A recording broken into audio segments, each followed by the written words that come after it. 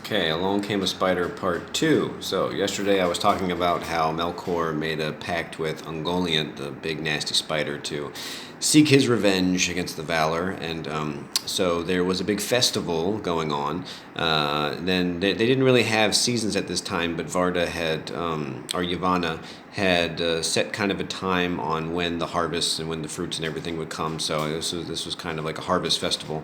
And Manwë, because of all the problems that the Noldor had recently, wanted this to be the most amazing and spectacular festival yet. So everybody could come. He didn't order anybody to come, but Fëanor is the only one who he commanded to come.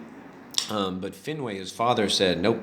Well, as long as I'm not the king, technically, of my people, I'm not going to go." So Finwë, Fëanor's father, and Fëanor's sons did not go. They stayed at Fenamos, or anyway, I can't remember the name of their stronghold, but they stayed there. And at the place, at the festival, Fëanor and Fingolfin spoke, and Fingolfin had said, I don't, you drew a sword on me, but it's cool, and I think he said, you're my half-brother in blood, but full brother in heart, and where you lead, I will follow, or something like that. And I think that there's going to be some significance with that later. So all the partying's going on, every place is empty, everybody's at the festival. Melkor and Ungoliant come down from the mountains in the south, and they're covered in her darkness like a void.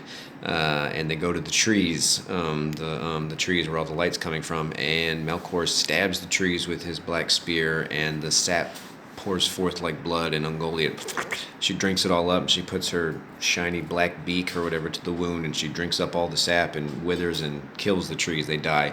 And then she sucks up all the pools of Varda, the light, and when she's sucking them up, this black hissing smoke is coming out, and it's just spreading shadow and darkness everywhere. And they say the darkness is, it's more than just darkness. It's like, because it comes from evil and from a hatred of light.